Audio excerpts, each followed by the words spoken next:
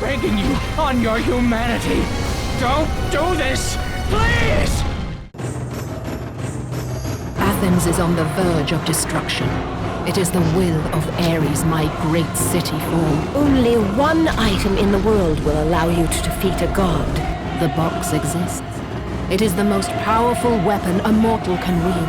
The gods hid Pandora's box in here, so no mortal would ever claim its power. Free me. You must set me free. Gods demand sacrifice.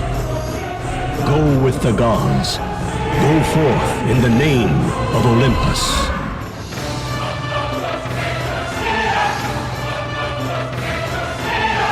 By the gods, why would Athena send one such as you? Stay out of my head! Please! Please! When will it end?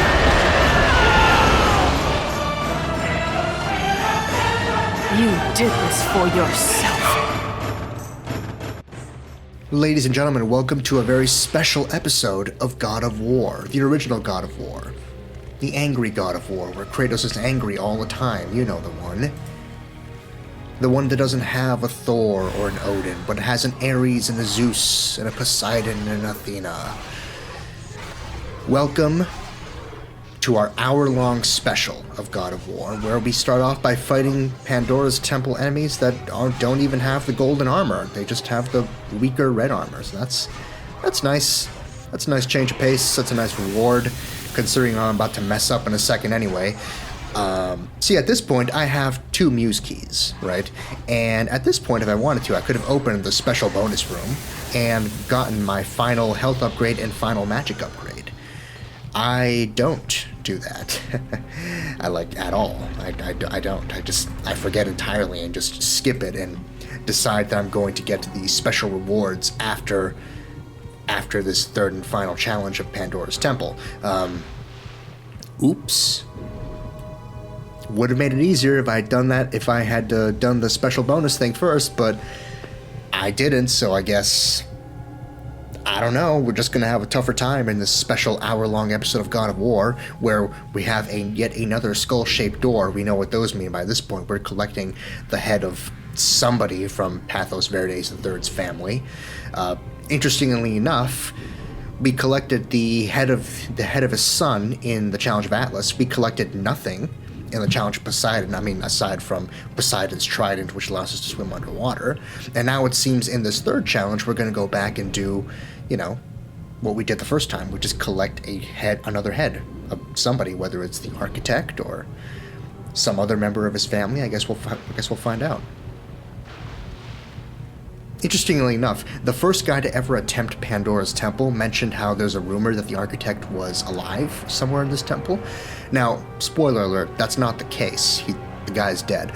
But it's interesting because in the novelization for the original God of War, the architect is not dead. In fact, he is part of the final challenge of the temple that Kratos overcomes in the novelization of the original God of War. It's very interesting how different a lot of the things are in the original God of War. In the original God of War novelization as compared to the actual original game, it's really interesting, the differences that exist between that book and this. I'm not going to list them all or anything like that, but there's quite a few of them, including another interesting one that's going to come up here in this area that we're in, way later on in the video, but there is something interesting here in this area that's just completely omitted in the novelization for some reason.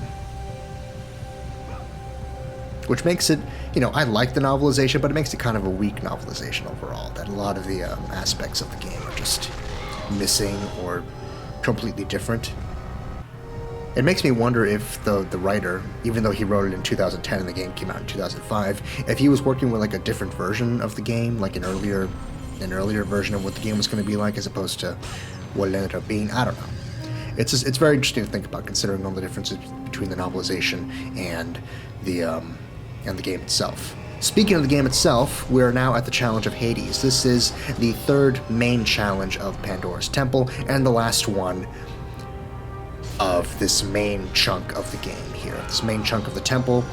This is the last major challenge that we're facing, the Challenge of Hades. You would think Cerberus pups would have been introduced here, but no, I guess. I don't know. Welcome to the Challenge of Hades. Very combat oriented. Some fiendishly tricky puzzles here and there. Starting off with a very, very, very difficult combat challenge that we will discuss as we actually started. But for now, of course, ABE, always be exploring. I already missed 2 secret red orb chests. They're up towards the top of the stairs. You can actually jump to the cauldrons of fire that are on either side of the stairs and like hang off of them. And if you do that, then you would actually be able to make it to secret breakable walls that has red orb chests. Again, very crazy just where all the red orb chests are and how well hidden some of them are. Again, the collectibles guide is going to have more details as to where those are. It's going to be a link to the original source video that's going to really lay out where all the hidden red orb chests are. And my video itself will lay out where all the white chests are. Let's begin our first challenge. Here's the cutscene.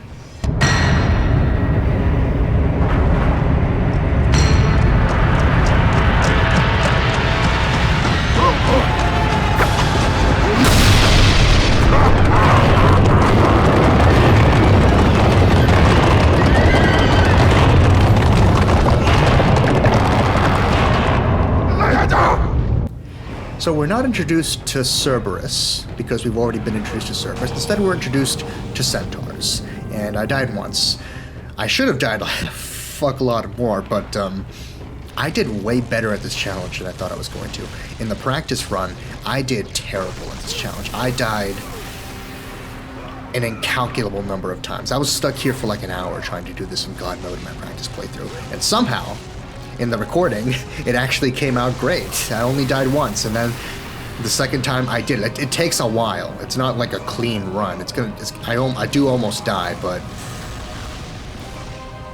I do it in 2 tries, which is really, really impressive. Anyway, the whole point of this challenge is that you want to kill the centaurs inside the circles.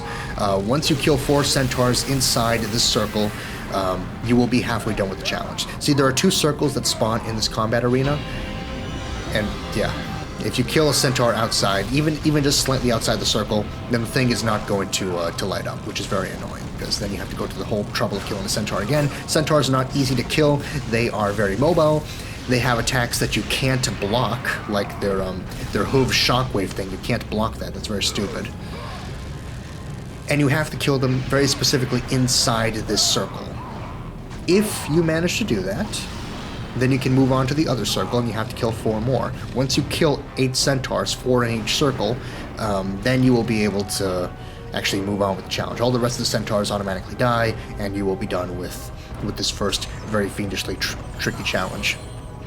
It's fiendishly tricky because, again, centaurs are actually an exceptionally difficult enemy in this game.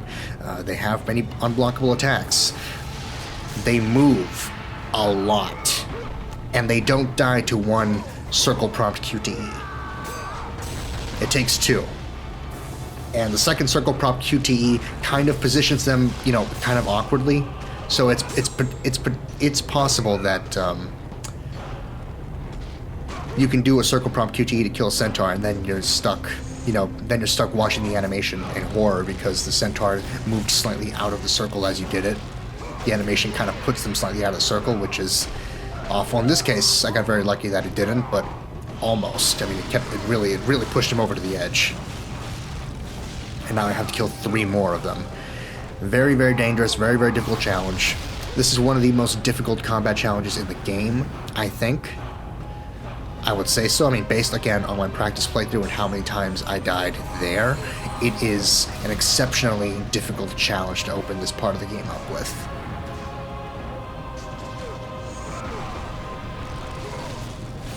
I would recommend doing the classic Chains of Olympus strategy of launching enemies up to the air with just triangle. When you're launched up into the air, centaurs aren't going to try to attack you even with their bow and arrows. Unfortunately, you can't mash circle like you can with other enemies like Gorgons or undead soldiers. When you launch a centaur up into the air, you really only have the opportunity to just smack them down to the ground once, and that's it. Thankfully, that centaur counted.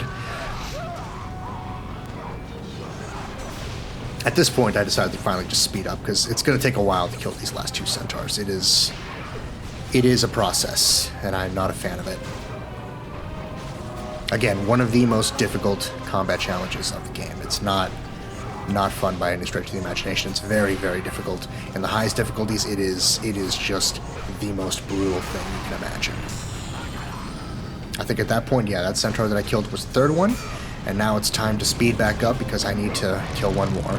If you're having trouble with the centaurs trying to position them, you can use the pool of blood in the middle of the room because the centaurs aren't going to attack you once you're actually in the water. So once you're in the water, you can kind of position yourself, to the other side of the arena and get the centaurs to stop attacking for a little bit and just, focus on moving around. That's what I did because I was really scared. I had almost no health left, and I only had one more centaur to kill, and I really, really wanted to make sure I did it on 2 tries because this is such a difficult, long challenge. I was convinced I was going to die here again. It's very, very difficult.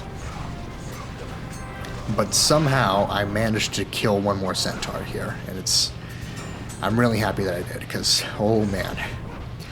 I was prepared for this to be like a whole hour-long thing just by itself. Just this one part of the Challenge of Hades being its own very special episode for just how incalculably long it would have taken me. But then I got lucky, and there it was. Any remaining centaurs automatically die when you're done. You get the red orbs, and you can finally leave this first very difficult challenge behind. The rest of the Challenge of Hades is nowhere near as difficult as this particular room with the centaur challenge, but it is a lot more combat oriented than even the previous 2 challenges. And the previous 2 challenges had plenty of combat, but this one is even more so, considering we're about to enter a wide linear area that is all about combat. It's one of my least favorite wide linear areas because of the structure of how it's all set up. See. We're about to enter a labyrinth at this point, and in this labyrinth we're going to be tasked with killing all the enemies to open the exit. We don't actually know that that's our task, however, until we actually make it to the end of the labyrinth. Once we make it to the end of the labyrinth, we will encounter a door, and we can press R2 with the door, and it will say that it requires the blood of all the enemies in this area in order to actually open, which gives you, the idea that you have to explore the labyrinth to actually, exit the area. This is my second least favorite wide linear area of the game. I'd said it was my least favorite, but there's one that's even more egregious that's coming up after this one. I don't like the design decision of not telling you what to do in the labyrinth until you get to the end.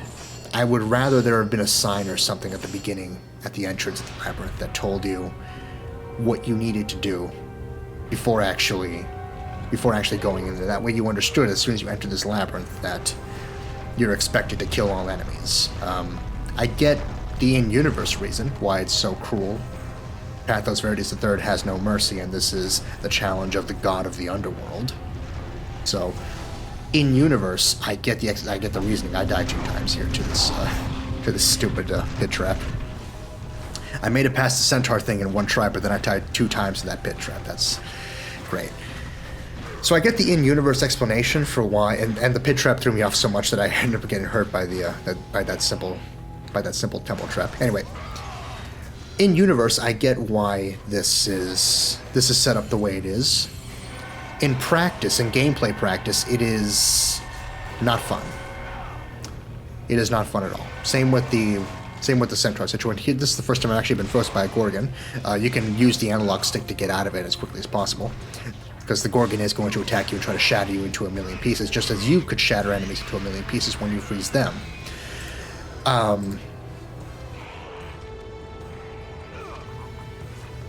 I don't really like the design decision of how this area was set up, with not telling you that you're supposed to kill all the enemies in order to proceed, because most people aren't going to do that. Most people are just going to try and find the exit and get the hell out of here, and then they're going to be forced to backtrack and go through every nook and cranny of this maze to find every single enemy. Of course, I already knew ahead of time that I had to kill all the enemies, so I'm taking a specific path that lets me kill all the enemies in an efficient manner.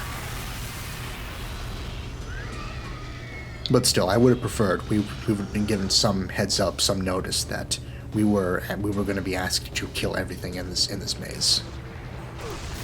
Now, in terms of the actual going about killing everything in this maze, it's not that bad. There are centaurs, which is annoying. But it's a lot less stressful to fight centaurs when you don't have to try to kill them in a very specific small area of the arena. You can just kill them wherever you want. They are still perfectly annoying enemies with their many unblockable attacks. So beware as best you can. But there's only 2 of them, I think. I think there's only 2 of them in the entire maze, so it's not that bad. And in terms of how many centaurs there are in the whole game, there aren't that many left. I think you only fight centaurs like 1 or 2 more times in this game. That might have even been the last encounter with centaurs, but I don't remember exactly. It's possible there's like 1 or 2 more encounters, but the point is, you rarely fight centaurs after that sacrifice battle. And the ones that you do encounter, it's obviously going to be much less stressful, considering you only have to kill them and not lure them into a small area to kill them first. So I believe now I've killed all the enemies in the bottom part of the maze, and now we're going to move up to the top floor of the maze. At this point, since we're leaving the bottom area, I figured it was okay to finally open that health chest, get my refill. So remember, don't actually go up to the second floor until you've made sure you've killed all the enemies in this maze, because until you killed all the enemies in the bottom floor, because you're not going to be able to leave otherwise. This is a bonus area. There's no enemies here. This is just where some red orb chests are. Once you make it all the way to the other side, I believe the pitfall trap just closes entirely and just remains closed forever. So you can safely make your way back after your first go around. Thankfully, in terms of enemy variety, aside from those 2 centaurs and a couple of gorgons in the bottom floor, this whole top floor area just has basic undead soldier enemies. They're armored, unfortunately, and they don't have the nice red armor that we saw before in the beginning of this video. They have the yellow armor, which makes them exceptionally bulky and exceptionally powerful. But these are just the basic undead soldier variants, and we know how to deal with undead soldier variants. There's plenty of ways to do it. You can parry them, you can keep your distance and do square, square, triangle, you can launch them up into the air and then press circle, as I'm doing right now. You can launch yourself up in the air with them and then mash circle to kill them. This is the glitch situation right now, by the way, where that enemy should have already been dead by how many times I've slammed him into the ground by mashing circle. But for some reason, just it wasn't going to die, so I had to let it fall back to the ground. Thankfully, that glitch doesn't happen if you launch yourself up and mash circle from the air, but from the ground, it's possible that you mash circle to smack enemies to the ground. It's possible that the enemy just isn't going to die. But see, it only took like 3 of those to kill that one enemy. The other one, I did like 20 of them and it didn't die because of that weird bug.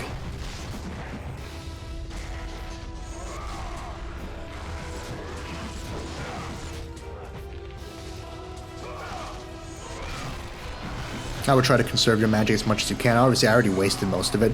If you're going to use magic in any part of this maze, in any part of this labyrinth, I should say, it's going to be in the bottom floor, because you're going to have the mix of not just undead soldiers, but also, myth creatures, gorgons, and centaurs. But up here, since you're just dealing with soldiers, you should be able to get through this with no magic. I made a mistake of trying to physically put myself up there. I really should have just kept doing that. This thing multiple times until they died. I don't know why I kept trying to convince myself that I should go up there. It was very stupid of me. And I lost a lot of health because of it. Again, God mode, very, very punishing in terms of how much health you lose for every little mistake. Most little mistakes. Again, QTEs, as we saw in previous videos, messing up a QTE isn't that punishing. Isn't, the end of the world for you.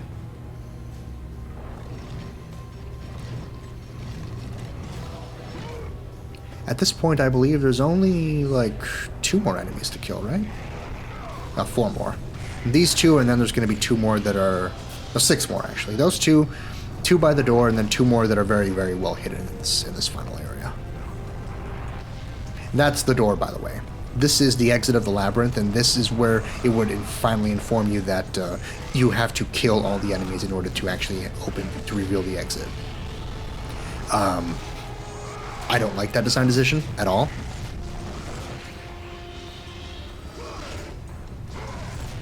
But it is what it is, and again, it's not the most egregious example of the wide linearity in this game. There is going to be one other thing after this that really is probably the most egregious part of the wide linear design format of original God of War. This is pretty bad, but I mean, the labyrinth isn't that big. It's confusing because of all the twists and turns and stuff, but it's not that big, really. These are the last 2 enemies of the labyrinth, by the way. And I think here I hit a glitch where it's not going to die no matter how many times I press circle, so I finally gave up on that, launched it in the air, and killed it this way. There we go.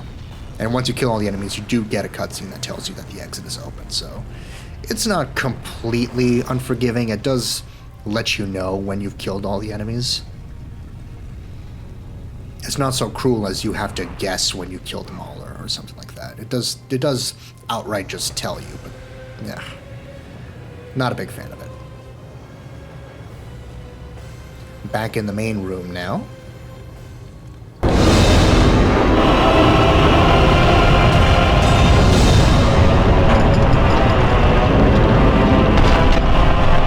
Brief little cutscene to show us what we're doing next. Basically, that dark area we saw at the very beginning of the Challenge of Hades when we were exploring the bottom part, we're now going to light it up. It's a timed thing, but basically we have to actually go down first. I was just double checking, you know, ABE, always be exploring, make sure there's no more hidden chests.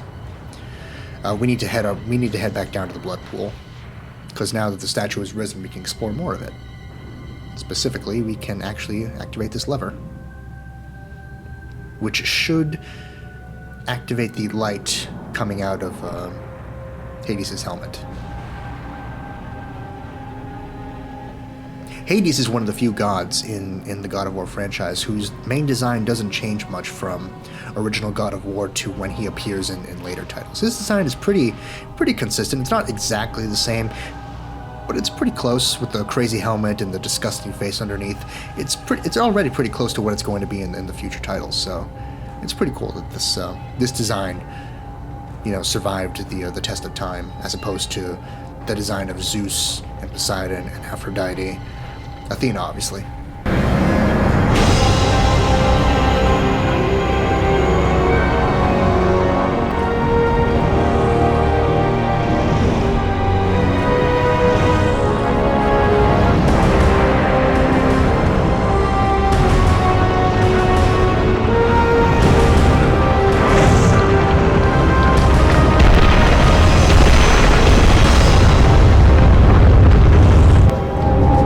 Was going to say, Athena obviously was a goddess whose design they already nailed down from the first God of War, so she doesn't change that much compared to Zeus or Poseidon or Aphrodite.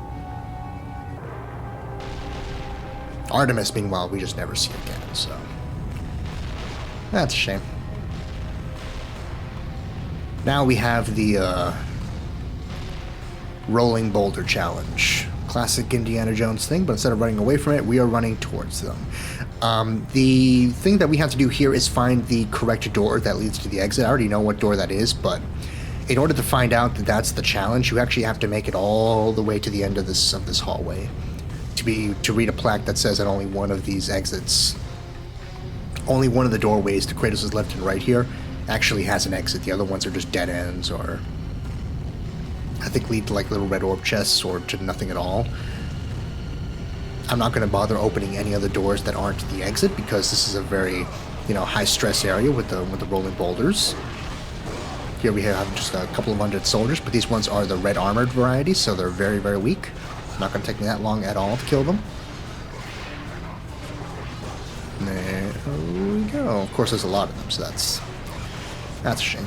And of course, I hit the bug here where enemy just didn't want to die.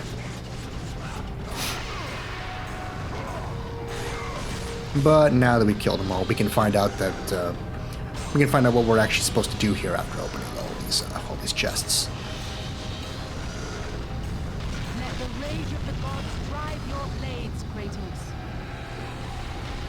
And green orbs, and here we go. So, 8 dead ends, 1 way out. Can you find it before the flames of Hades consume you? A loyal subject of the gods, Pathos Verdes III, still. For now, anyway, he'll be a loyal subject of the gods. So, this whole situation, I like finding the exit from the plaque. So basically, I believe the 4th door is the one that, yeah, this 4th door is the one that actually has the exit. Or it's the 3rd door. The 3rd door from Pathos Verdes is the message, is the one that has the exit. 3rd door on the left is always the one from Pathos Verdes' message that has the way out. After that, we get into a battle with some centaurs. With the minotaurs. They just got centaurs on the mind.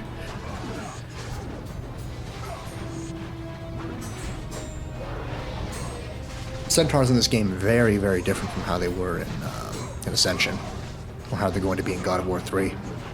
Not an enemy we see that often, but pretty great design. Anyway, this battle I sped up because this is just a very slow process. These are also new variants of minotaurs. We haven't seen this kind of variant. We usually have minotaurs that wield hammers. These ones wield giant freaking axes. They're the most powerful variant of minotaur, well, aside from one other recolored later on. These are the most powerful type of minotaur that we're going to encounter in the Temple of Pandora, Pandora's Temple. I really would recommend just freezing them, because these guys have so much health, or so damage spongy, that it's going to take forever to kill them otherwise. In any other way, it will just take forever.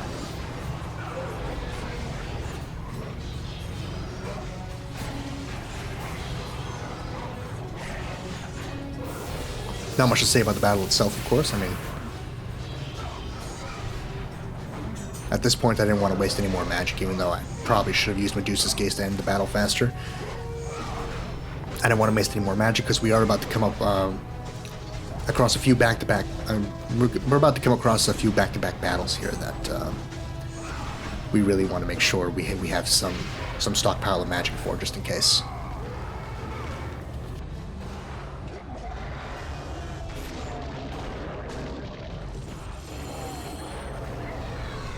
So we have 2 ways to go now, left or right. You want to go right first, no matter what, because we're about to come up. We're about to come up to another rope hanging section, our favorite kind of section in the game, of course. We're about to come up to another rope hanging section, and we want to make sure we kill all the archers in the background, so that they don't automatically kill us and throw us off the edge. Come over here first to kill them, and that way the rope hanging section could just be your regular brand of bullshit, as opposed to bullshit combined with unwinnable scenarios because you didn't go the right way first.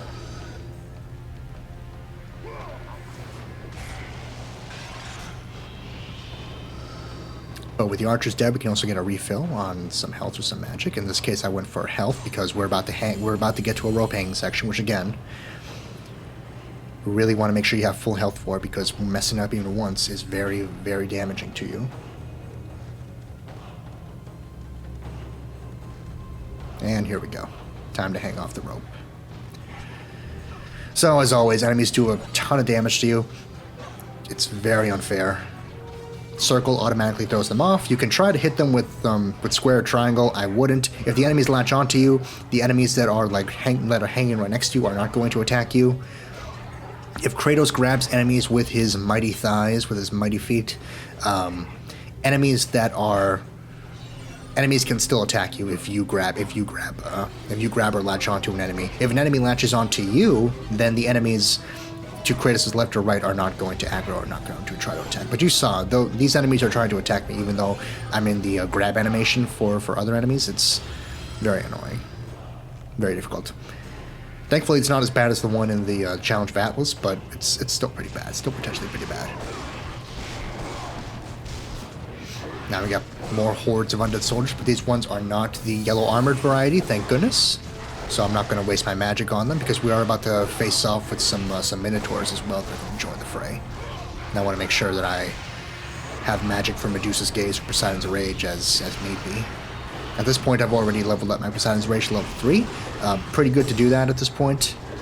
Again, I mentioned before that you should probably prioritize the Blades of Chaos to level 5, and you probably should. But the way I played it, I didn't do that, and thankfully it paid off, because having the more powerful magic is very good. The more powerful Lightning Bolts, the more powerful Poseidon's Rage. But if you want to, make the decision to prioritize your weaponry, then you can go ahead and level up your Blades of Chaos to level 5 first before anything else, if you want to. Again, I went the direction where I focused more on the magic stuff, but it's really up to you. Depending on the difficulty you're playing. Oh, and Centaur too. Look at that. I knew there were more Centaurs. Not that many more, but some. That's why I had Poseidon's Rage at the ready and not Medusa's Gaze.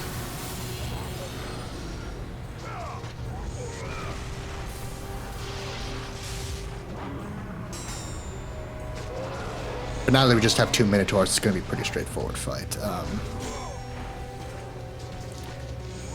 Really, I'm trying to angle them in a way so that I can get access to the health/magic chest. That way I can try to get a refill on my magic as soon as possible, because man oh man, would it be nice to have Medusa's Gaze and just skip fighting the Minotaurs entirely.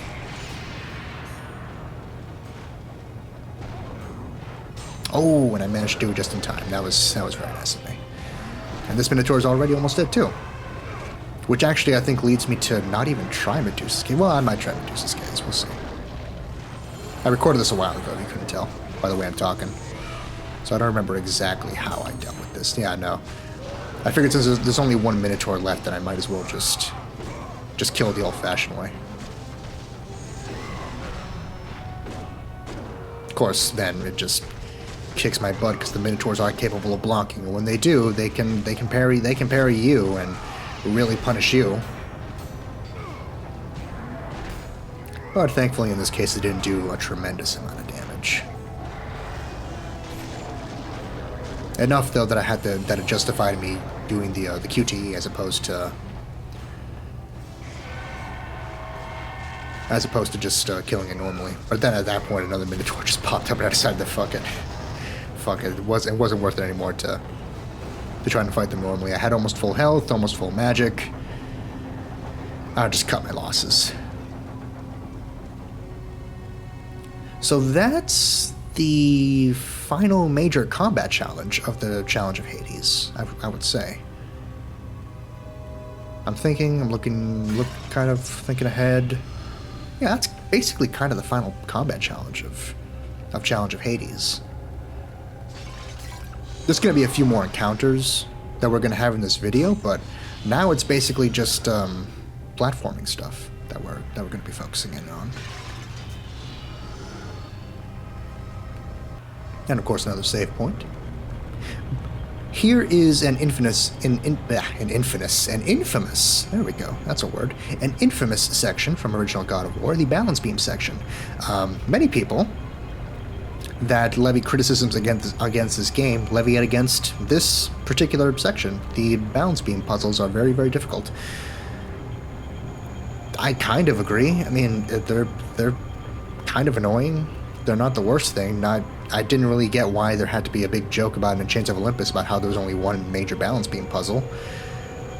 It's kind of a pace breaker, but it's not the worst thing. By the way, what's happening here?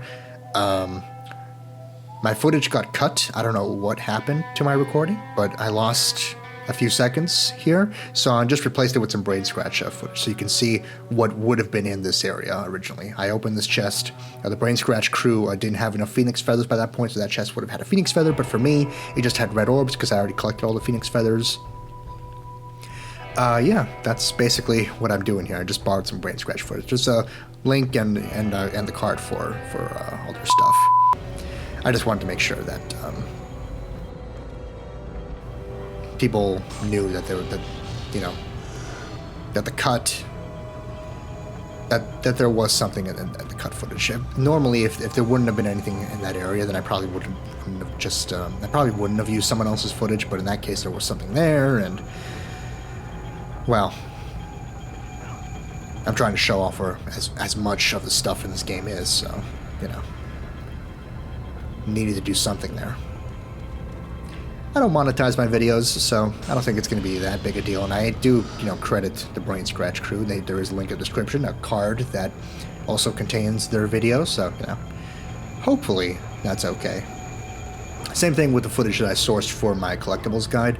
The majority of the footage is my footage from my playthrough, but some of it got lost, or in the case of chests that I missed, I'm borrowing from somebody else's excellent footage.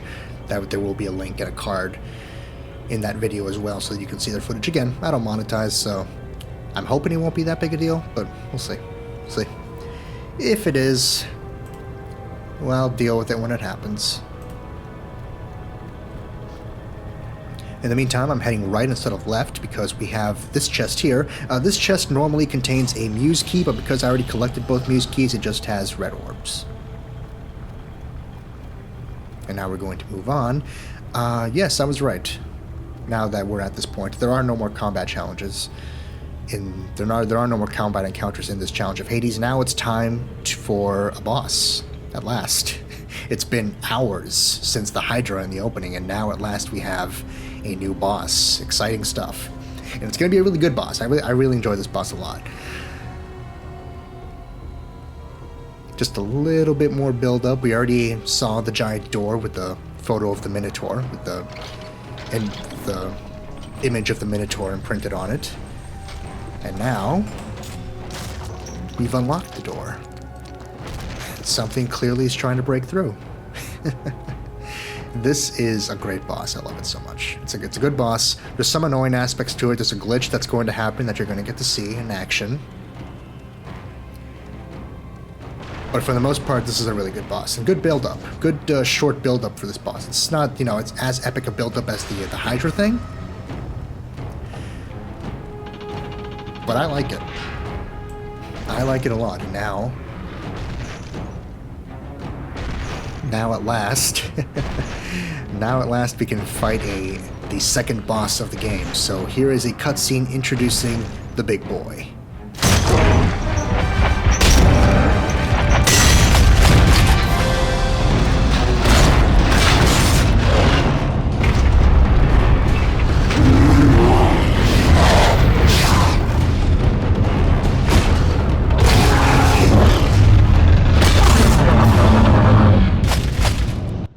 This is Pandora's Guardian, the armored Minotaur, the hulking 20-foot-tall Minotaur.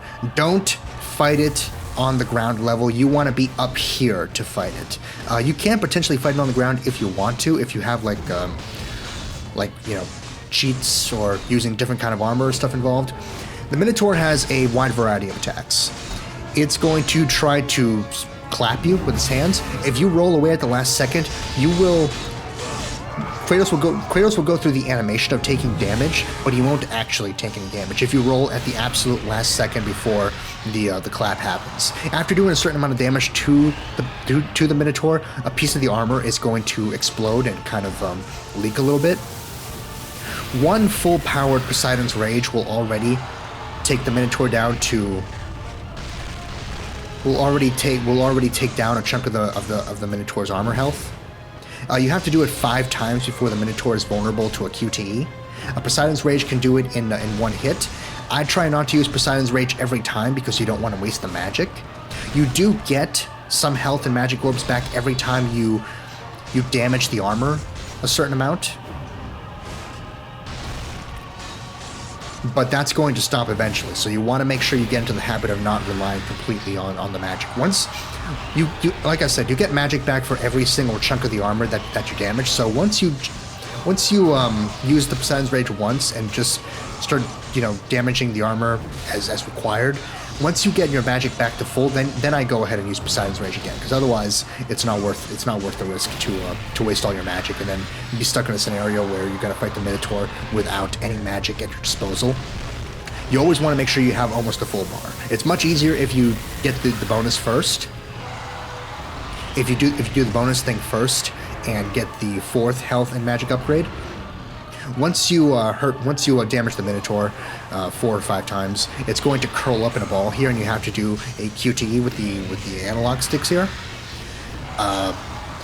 This is a very annoying QTE because, again, the analog stick QTEs are very, very annoying. The fact this whole boss is based on the analog stick QTEs makes for a very difficult encounter. If you manage to successfully do the analog stick QTEs, however, the Minotaur will be stunned and you will be able to unleash a log of fire at it, which will permanently crack the armor and move us on to the next phase of the fight. If you don't do this, you'll be stuck in the first phase of the fight. Anytime the Minotaur charges towards the small platform, make sure to double jump, because the fire that explodes upon the Minotaur contact, engaging in contact with the platform is going to damage Kratos. The Minotaur has 2 other attacks he can do with his hands. He can either smack you on Kratos's left, his right, or he can try to grab you on Kratos's right or his left. So you'll see the animations play out, and you'll see what's what. This is a grab attack. Don't let it grab you. That does a lot of damage and throws you into the ground. And this is the smack, which you can block. And this is the clap, which you roll away at the very last second. Sometimes the Minotaur scratches the right side of the arena. Just roll away from that. That's very easy to deal with. Again, anytime the Minotaur charges towards the arena, you want to make sure you double jump, because being on the ground as that happens is going to do damage to you. There is one more attack that the Minotaur can do with his hands. He's not going to do it till later, where he kind of smacks the underside of the platform and explodes fire in a manner similar to how he did here how he did right there when he charged. That attack is almost unblockable, but you'll see more of that later, because now we're about to encounter a glitch in this fight. The QTEs, again, are so easy to mess up when it comes to the analog stick stuff. If you mess it up, the Minotaur won't recover that much health. You'll only have to smack the armor. You only have to damage the armor once. You only have to do enough damage to hurt the armor once in order to get him back into QTE range. But it's still annoying. And again, messing up a QTE doesn't do that much damage. The risk is that the Minotaur launches you to the ground and just, throws you there. If it does that, you absolutely want to make sure you get back to the main platform as quickly as possible, because being on the ground is a very, very dangerous, it's a very, very dangerous prospect against the Minotaur. The Minotaur can breathe fire, it can do shockwave attacks. They're all almost unblockable, difficult to deal with. If you have cheats enabled, then you can deal with the Minotaur from the ground if you want. But if you're playing the game as base Kratos with, unpowered, not fully powered up stuff, you want to fight it from the platform, especially on the high difficulties like God mode. This is the glitch where if you mess up the QTE, sometimes the Minotaur doesn't grab you, and the camera angle just fucks up. You're still in the QTE camera angle for some reason. I know you can correct this pretty easily. I just use magic to damage the Minotaur enough again to get it back into QTE range. And as soon as you start the QTE, the camera's fixed. So it's not a permanent game-breaking glitch, but it is a weird thing that can happen if you mess up the analog stick QTE here. But this time I get it right, at last. No glitch this time. The Minotaur is stunned once again. Plenty of armor and plenty of health and magic back. And now we're about to enter the third phase of the fight. The phases of the fight don't really change the Minotaur strategy that much. Once you learn what all the Minotaur's attacks are in phase 1, it's not going to change it up and do anything new in the second, third, or fourth phase, as we'll get into. But there we've damaged one chunk of the armor, and now at this point, we're also done with the QTEs. You only have to do the analog stick QTE, thankfully, 2 times. You don't have to do it a 3rd time, and you don't have to do it to finish off the battle. Thank God. If you did, then I would be less excited about it. This is the other attack the Minotaur can do, where it kind of reaches into the undercarriage and kind of spurts up fire as he would when he charges the arena. I don't know how to block that. Thankfully, it doesn't do that much damage, but I don't know how to block that attack. I tried to double jump. You can't block it. I don't know what to do about that attack. Thankfully, it's a very rare thing. He doesn't do that often. He blew off a second chunk of the armor now. Be wary. Try not to waste your magic anymore, because you're about to reach a point where the Minotaur is not going to give you health or magic orbs for damaging it anymore, for damaging the armor. Because it used to be that every time we damaged the armor even a little bit, we would get some health or magic back. Once we fully get rid of the armor, and that is what we're doing, we're removing the armor of this Minotaur completely. Once we fully remove the armor, we will no longer be getting any more health or magic pickups from this fight. That's the third chunk.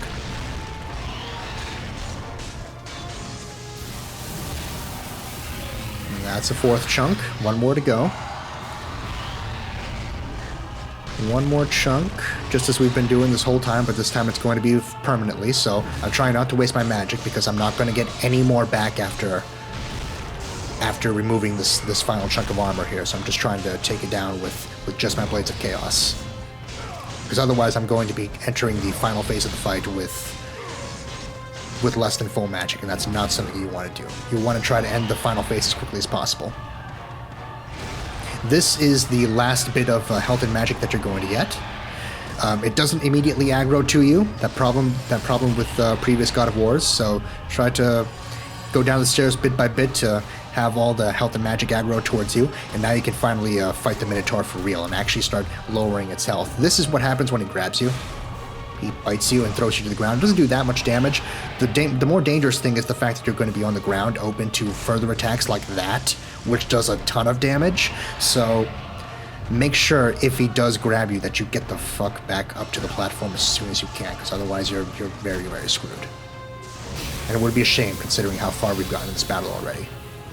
At this point, we're not going to get any more magic or health back, so I'm just saying, F it. Anytime the Minotaur does the clap attack, I'm either going to do Poseidon's Rage or I'm going to do Rage of the Gods, because I want to lower the health down as quickly as possible.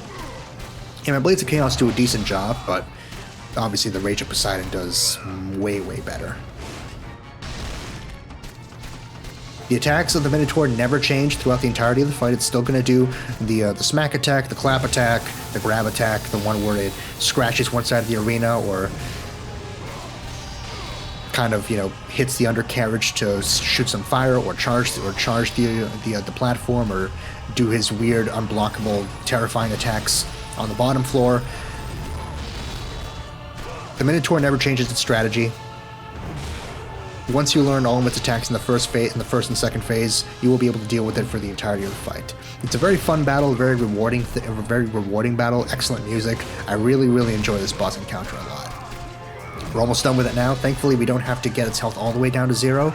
Just close enough will stun it at this point and allow us the opening to actually finish it off. Not with a QTE this time either. Be careful not to let the Minotaur damage you too much, though. Don't get too cocky, because you're not going to get any more health or magic refills at this point. There we go. Once this happens, you're done.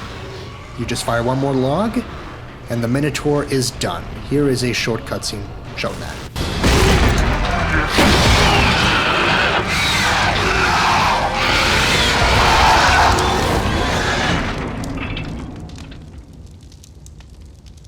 Excellent. That was a very fun boss. Just as fun as the Hydra. There aren't that many bosses in original God of War, obviously, as it's been hours since we fought the Hydra, but the ones that are here are very fun. I really like them. They are a highlight of the game every time they pop up. It's already rotting. Considering it was already rotting underneath the armor, I'm not surprised that it's already rotten now that it's dead. But with that done, we only have 11 more minutes in this very special episode. We are going to finish up the Challenge of Hades, and then we're going to move on to the 4th area of the temple, because even though this is, spoiler alert, the final major challenge of Pandora's temple, it's not the final area, and it's not the final long area either. Next video will actually feature the last major long area of the game.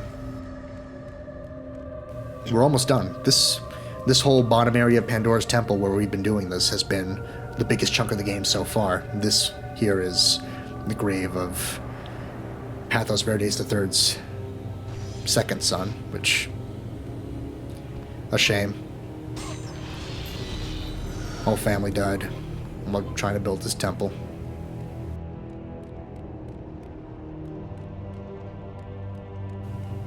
But yes, as I was saying, this is the end of the largest chunk of the game. There's still more game after this, don't worry about that. But this is the last... This is the end of the biggest, largest section of the game itself.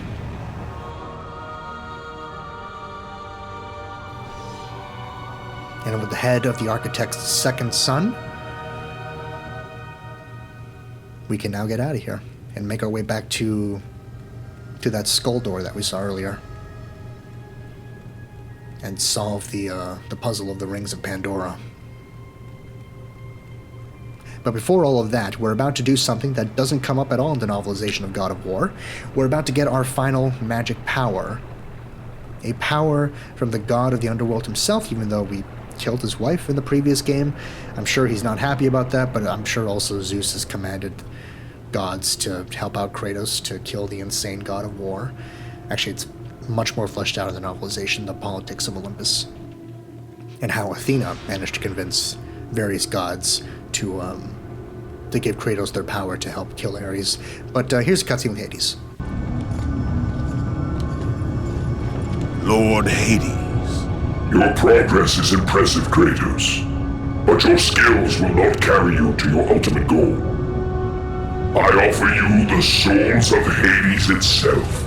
The souls of the dead, who stand ready to fight by your side. Take this weapon, Kratos. Take this power, and use it to defeat your enemies. Yeah, it's my favorite part of the novelization of God of War. The politics on Olympus that lead to gods helping out Kratos and Ares' attempts to try to stop all that. It's very interesting. Anyway, we have our final magic power, Souls of Hades, Army of the Dead.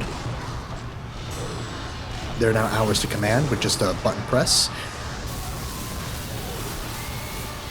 Very, very useful. You want to try to power these up as soon as possible as well. Lots of things to try to power up as soon as possible, but the souls of Hades are very, very useful. It's a very, very useful power. Go with the gods, Kratos. Go forth in the name of Olympus. Yeah, they all say that same thing. Go forth in the name of Olympus. He's not doing this for Olympus. He's doing this... No, whatever. We're almost done, which means the nightmare is almost over for Kratos, I hope. I backtracked all the way back to the tomb so I can get my magic refill. And I believe at this point I'm also just going to power up the Army of Hades here. Again, I made it a point before to say focus on powering up the Blades of Chaos, but the magic powers in this game are so good that it is worth powering up. The level 3 Army of Hades I'm not going to worry about powering up yet, because the next cheapest thing is the Blades of Chaos, which I really do desperately need to get to level 5. Because at that point things are going to be a lot easier in terms of combat. Not easy, but easier.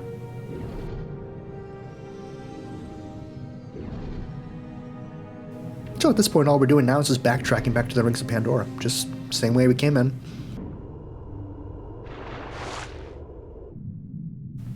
Can place the skull here. We know what to do at this point. The water drains. And now we encounter our final puzzle. The puzzle of the Rings of Pandora. We need to align the rings, shine a light on that crystal there, and we will be able to move on to the next section of the game. But at this point, before I do anything, I realized that I messed up on getting the special prize, the Muse Key prize, because I could have gotten it before doing the Challenge of Hades, but here I am after the Challenge of Hades. So at this point, I'm just trying to make my way back to the outer ring so that I can actually open the Muse Key door and actually show everybody what that prize is going to be. So here we go. There's the Muse Key door. I have both Muse Keys. I've had them for a while. Oops. But this really is your last opportunity to open this door. If you don't open this door before solving this next puzzle, you're going to be locked out from this special bonus room. So make sure you open it now. Otherwise, you won't be able to ever open this room and ever get the special prize. Yes, gifts from Olympus. They're not without some mercy, thankfully. Standing on each pool will get you some kind of a special reward, depending on which pool you're standing on. So, in this one, it's additional red orbs, the middle pool. It's not that much. It's not that many red orbs, but it's a decent amount. It's 5 bars worth. There's also a couple of red orb chests here. Those have lots of red orbs as well.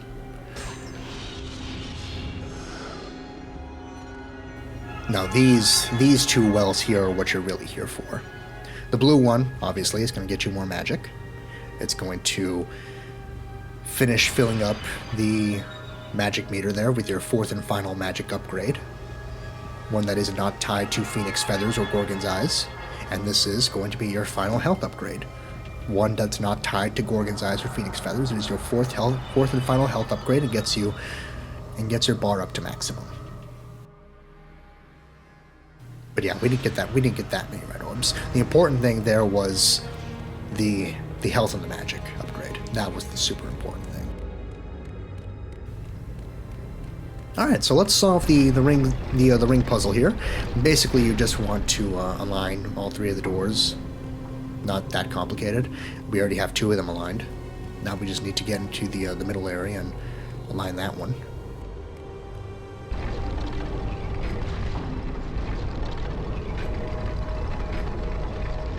And then we'll be able to move on to the final large area of the game, the last wide linear area of the game.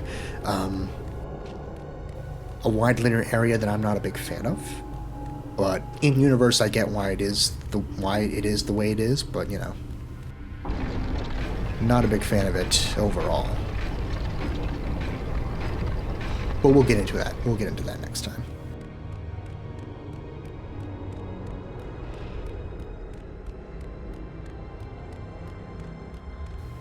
At this point, all that's left now is to finally solve this first puzzle that we were presented with when we first got in here. Here I'm trying to conserve my magic because I don't think the chests in the temple in the room with the crystal eye, I don't think those chests respawn with more health or more magic. So I'm being careful here, just killing enemies the regular way. Though I was ready at the moment to use the Soul of Hades if necessary. Didn't have to, thankfully. Alright. Let's go ahead and have another cutscene.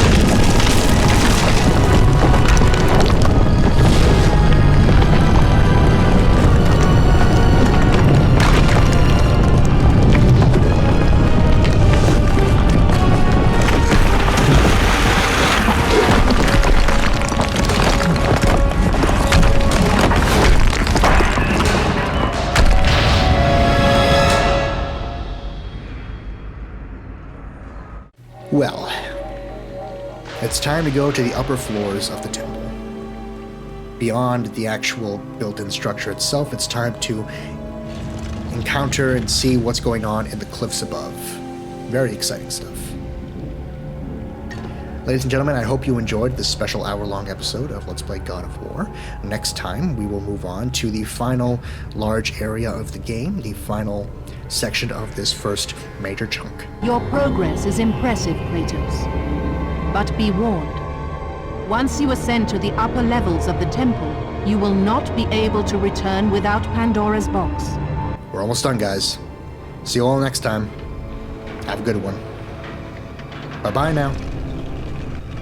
As Kratos rose through the massive temple constructed to guard Pandora's box, he realized it was a monument not only to the gods of Olympus, but to the madness of the mortal who had designed it. He'd conquered the lower floors of Pandora's temple, but what lay in wait above would test even the greatest.